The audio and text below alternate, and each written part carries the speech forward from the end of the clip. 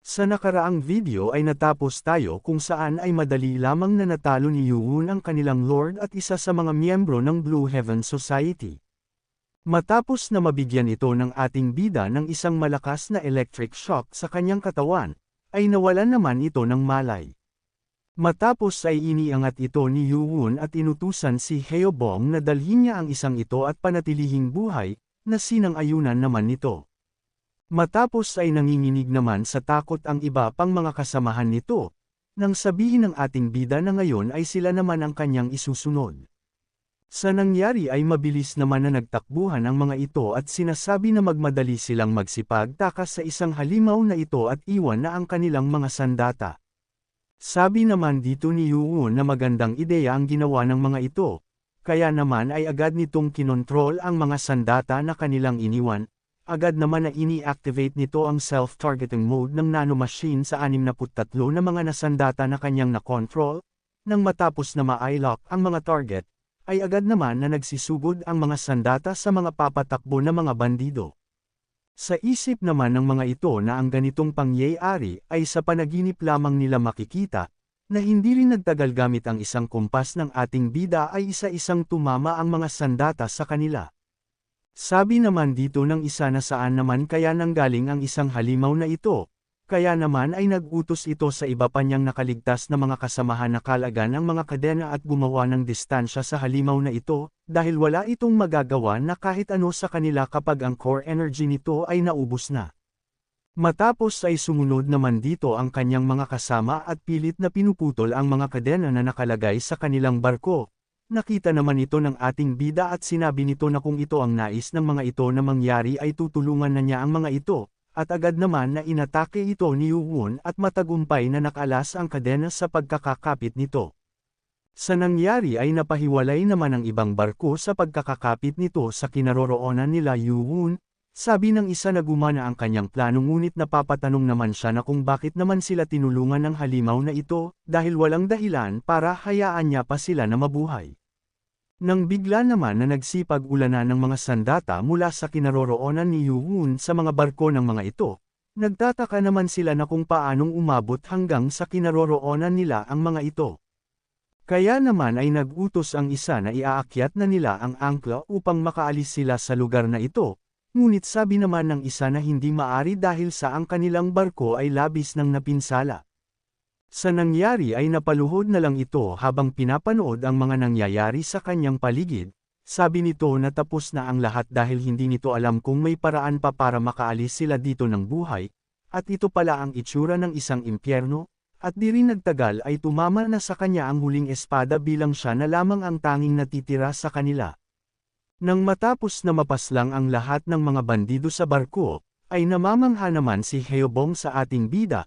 Sabi nito na talagang nakakabilib ang kanyang Lord Xian Yuun dahil sa napaslang nito ang lahat sa isang pag-atake lamang. Napansin naman ni Baekgi ang apo ng Divine Doctor, kaya naman ay napaisip ito na kung bakit ito nalulungkot sa pagkamatay ng mga ito, kaya naman ay sinabi nito sa apo ng Divine Doctor na maghintay lamang ito na makabalik sila dahil malapit naman nang matapos ang lahat ng ito. Dagdag pa nito na dadalhin niya dito ang kanyang sanggol maya-maya lamang, tinitigan naman nito ng masama si Baekgi at parang mayroong nais na sabihin sa kanya. Nagpadala naman ng sound telepathy si Heobong kay Baekgi dahil sa napansin nito sa apo ng Divine Doctor, hindi nito gusto na sabihin ito ngunit sila ang nagligtas dito at sa kanyang anak ngunit mukhang sa mata ng isang ito ay sila pa ang masamang tao. Sa kabilang banda naman, ay isa-isang nililigpit ng 4th Council Elder ang mga bandido sa kanyang dinaraanan. Matapos na mailigpit ay napasabi ito na ang isang bandido na ito ay ang kanya ika-19 na nailigpit at mukhang ang lahat ay sumama sa barko bukod sa mga babae, mga bata at itong mga iilang mga gwardya nila. Nang may napansin naman ito sa di kalayuan na isang balat ng isang mabangis na tigre, sabi nito na mukhang ito na ang tahanan ng kanilang kapitan dahil sa itsura ng tahanan nito. Agad naman na nagtungo ito sa tahanan ng kapitan at sa pagpasok nito ay may nadatnan siyang isang babae na may hawak na sanggol.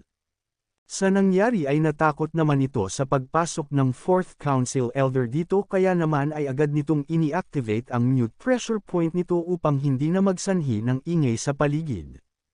Nang matapos ay agad nitong pinaslang ang babae at kinuha ang sanggol upang dalhin sa kinaroroonan nila Yuwon.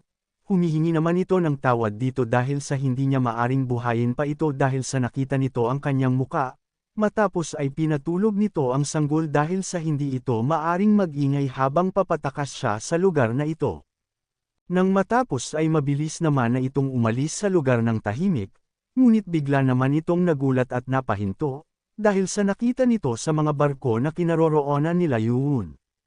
Nagtataka ito dahil sa loob lamang ng kaunting oras ay ang mga barko na iyon ay nagawa na nitong mapabagsak, nang bigla naman siyang pinadalhan ng sound telepathy ni Heobong at tinatawag siya sa kanilang kasalukuyang kinaroroonan, sabi nito sa council elder na dito ang kanilang daan. Matapos na makarating ito sa kinaroroonan nila Yuwon ay sinabi nito na matagumpay niyang nagawa ang iniuutos nito sa kanya, at dahil dito ay binati naman siya ng ating bida.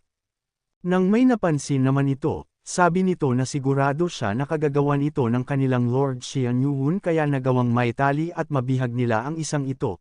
Sabi pa nito na nabalitaan niya na kalahati sa mga kandidato para sa pagiging vice leader ay nagawa nitong maputol ang braso, at nakakaramdam siya ng takot para sa kanyang braso sa tuwing may isip niya ang bagay na iyon. Napansin naman ng 4th Council Elder ang apo ng Divine Doctor, kaya naman ay napatanong ito na kung anong nangyari sa kanya.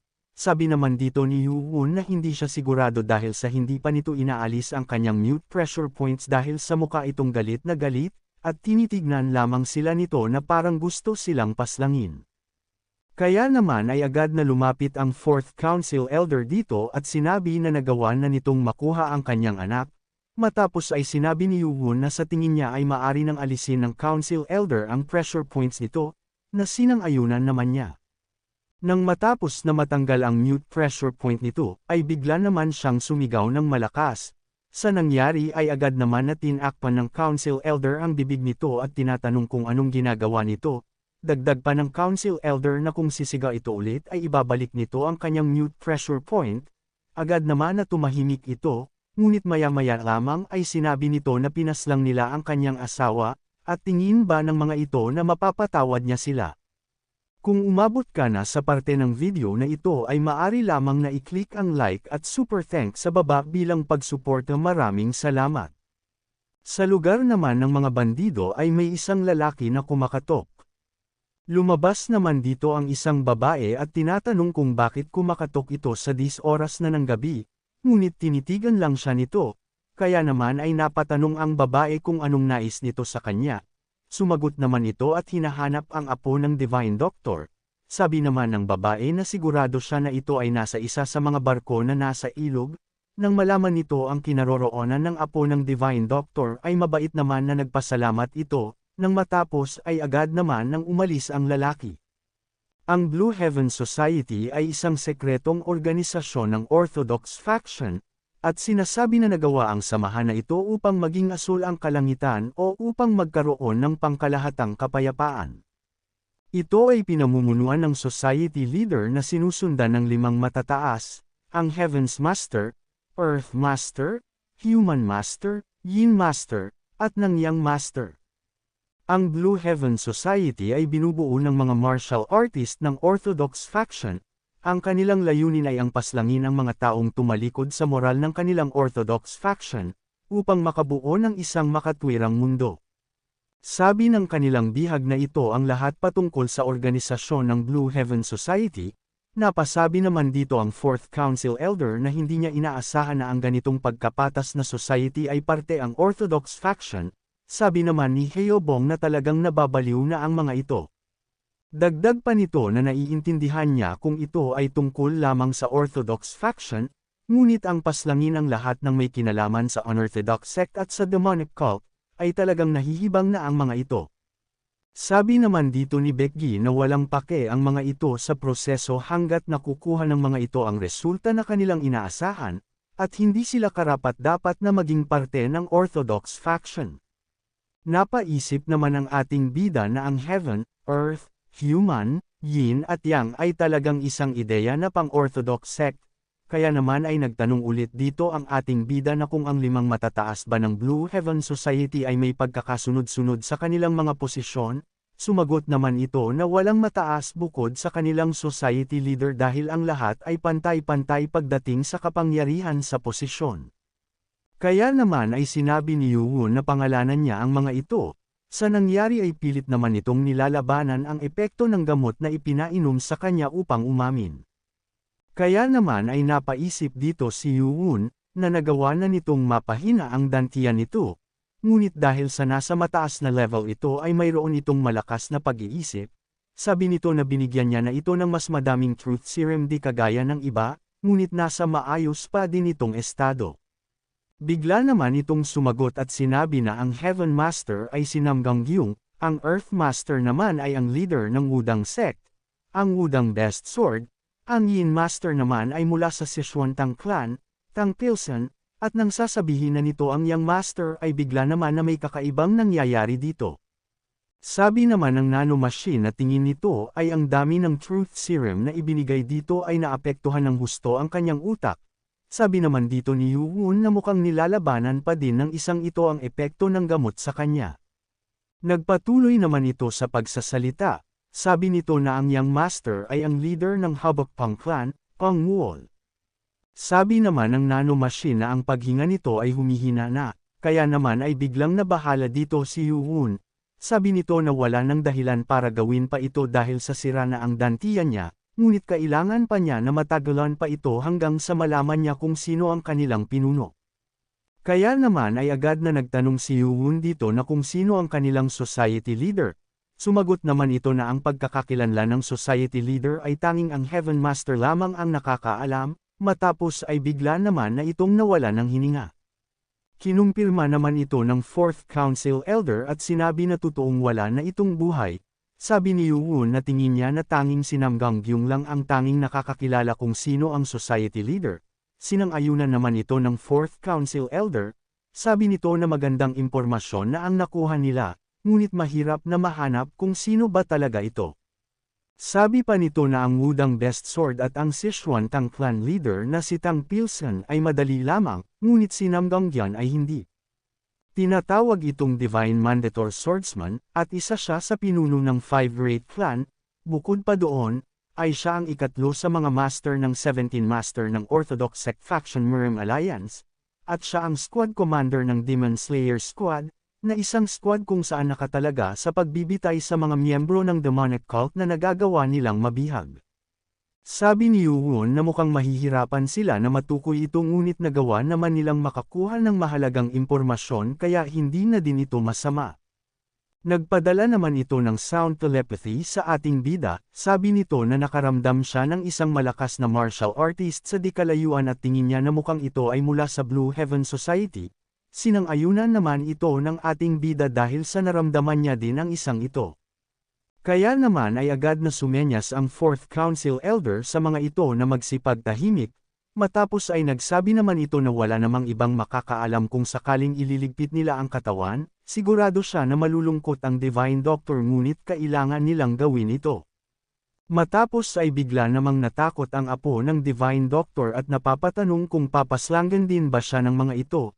Dahil ang akala niya ay naparito ang mga ito upang iligtas siya, sumagot naman ang ating bida na tama siya na naparito sila upang mailigtas siya dahil sa apo siya ng Divine Doctor, at wala na siyang iba pang silbi bukod doon, ngunit nagawa lamang nitong itapon ang pagkakataon na iligtas siya. Matapos ay agad na ginamit ng ating bida ang kanyang chi telekinesis, at agad na pinalipat ang leeg nito, sa nangyari ay agad naman itong nawala ng buhay at bumagsak. Sabi dito ni Yuwon na mabuti na lamang at tulog ang anak nito dahil kung sakali ay mag-iingay lamang ito at iiyak. Nang bigla naman na nagkaroon ng reaksyon ang katawan ng bihag ng ating bida, sa isip nito na totoong baliw ang mga ito, at talagang pinaslang nila ang apo ng Divine Doctor, napansin naman ito ni Yuwon kaya naman ay mabilis niya itong nilapitan at sinakal. Sabi ng ating bida na tingin ba nito na hindi niya malalaman kahit na magpanggap ito at panatilihing nakapikit, sa nangyari ay napatingin naman ito kay Yuwon nang may nararamdamang takot sa kanyang sarili, sabi dito ni Yuwon na ngayon ay siya naman ang papaslangan niya. Habang nangyayari ito, sa lugar naman ng Dragon Tiger Claw, ay may dumating na isang martial artist sa lugar ng mga ito, Sabi niya na nagtataka siya sa nangyayari sa paligid, dahil dapat nakabalik na dito ang mga pirata, ngunit naisip nito na wala na dapat siyang pakialam doon. Dahil ang tangi lamang niyang kailangan ay ang babaeng iyon, ngunit may napansin naman siyang kakaiba sa paligid, nang bigla itong nagulat dahil sa nakita niyang gwardya na nakatago sa may damuhan at wala ng buhay. Ang leeg nito ay mukhang pinalipot at sino naman kaya ang nagtago ng katawan nito dito? Sabi nito na ngayon na nalaman niya ito ay nakakaramdam siya ng halos 50 katao sa lugar na ito at ang lahat ng mga ito ay mga babae at mga bata. Sa nangyari ay agad nitong ibinagsak ang bitbit niyang tigre at agad na nagtungo sa tahanan ng first mate. Sabi nito na wala siyang maramdamang kahit na anong presensya sa loob ng tahanan ng first mate, kaya naman ay napapaisip siya na kung maari na siyang pumasok na lang dito. Agad naman itong pumasok sa tahanan ng first mate, ngunit wala naman itong nakita na kahit na sino sa loob. Kaya naman ay agad itong nagtungo sa isa pang bahay at kumatok. May lumabas naman ditong matanda at tinatanong kung anong kailangan nito sa ganitong oras na ng gabi, agad naman itong nagtanong kung nasaan na ang apo ng Divine Doctor. Matapos ay mabilis naman na itong naghanap sa grupo nila Yuwon, agad naman itong nakita ang dalawang tao sa di kalayuan. Nang makalapit ito ay agad naman siyang nakita ng grupo ng ating bida. Ngunit nagulat naman ang mandirigma sa kanyang nakita dahil 6 na tao ang nandito. Sabi nito na sigurado siya na 2 tao lamang ang naramdaman niya, ngunit mayroong higit pa sa 2 tao ang nandito. Nang bigla naman itong natigilan, dahil sa nakita niya na wala ng buhay ang asawa ng first mate, kaya naman ay agad itong napasigaw kung sila ba ang pumaslang sa babae na ito. Sa nakita nito ay agad nitong inilabas ang kanyang sandata at humanda ng sumugod sa mga ito. Namangha naman dito si Becky dahil sa ang sandata nito ay isang great sword. Agad naman itong sumugod kay Becky upang paslangin, ngunit matagumpay naman na sinalag ito ng 4th Council Elder. Nagulat naman ito dahil sa nagawa nitong masalag ang kanyang ginawang atake. Sa isip naman ng Council Elder na ang isang ito ay mukhang nasa Ultimate Supreme Peak level na. Matapos na mapawalang bisa ng 4th Council Elder ang atake nito kay Becky, ay agad naman itong naghanda upang bigyan ito ng isang fist technique. Sa nangyari ay nagulat naman ito dahil sa hindi niya inaasahan ang ginawa ng isang ito. Matagumpay naman niyang nasalag ang ginawang atake sa kanya ng 4th Council Elder, ngunit sa lakas nito ay nagawa siyang mapatalsik nito. Sabi niya na nais lamang niyang patumbahin sana ang pinakamahina sa grupo ng mga ito ngunit hindi siya nagtagumpay. Sa sinabi nito ay bigla naman nagalit dito si Becky. Sinabihan naman siya ng 4th Council Elder na huwag nitong ibaba ang kanyang depensa dahil sa mas mataas ang level nito sa kanya. Hindi naman makapaniwala si Becky na mas malakas ito kumpara sa kanya. Sa isip nito na ang isang ito ay gumagamit ng 2 espada at mukhang pamilyar ito sa kanya. Nang bigla naman itong natigilan dahil ito ay ang unrivaled sword. Ang 5 great martial artist ay kilala sa tawag na ang Righteous North, Demonic South, Combative East, Proud West, at ang Dual Center. Walang nakakaalam kung kailan ito unang nangyari ngunit ang mga tao ay nag-umpisa na tawagin ang mga ito bilang ang 5 great martial artists. Ang Alliance Leader at ang Righteous Sword Sect Leader, ang Righteous North Sword na si Lee Mak. Si Qian Ojong naman na ama ng kasalukuyang Lord Qian Yuwon, ay ang Demonic South Master, na nagawang matalo ang Unorthodox Faction Alliance sa naganap na digmaan sa Plains of Guzhou, at ang nagmana sa posisyon ng dating Lord ng Demonic Cult na si Qian Inji. Si Hang Yon naman, ay ang The Proud West King na kumuha sa pamumuno ng Unorthodox Faction Alliance bilang sa pagiging isang leader, matapos ng mahigpit na labanan sa pagitan ng Unorthodox Faction's martial artist. Madaming mga balita ang nagkalat kaya naman ay walang nakakaalam kung alin ang totoo sa mga ito, ngunit ang Combative East ay sinasabi na ang pinakamahusay pagdating sa martial arts kahit na wala itong hawak na sandata. Ang huli naman ay ang Unrivaled Sword, Wang Jian, siya ay isang martial artist na parte ng Hydra. Mayroong isang pangyayari na may halos 10,000 na mga pirata, ay muntik ng madami na ang Yellow River at nagdulot ng problema sa ibang mga martial artist at sa gobyerno. Ito ay noong tinatawag pa ang mga ito na 30 waterways at hindi ang 18 waterways ngayon. Isang araw ay noong nawala ang ina ni Wang John sa hindi alam na dahilan, ay ang kanyang galit ay nagdulot sa pagpaslang nito sa 3,000 na mga pirata. Matapos ng insidenteng ito ay nagalit ang unorthodox sect sa kanya at nagawang tanggihan ng orthodox sect dahil sa napakaraming tao ang pinaslang nito. Matapos ang ilang malalaking labanan na kinabilangan nito, ay hindi na siya muli pang nakita. Kaya naman kung gusto mo na masubaybayan ang ating kwento ay i-open mo lang ang notification bell pagkatapos mo na mag-subscribe.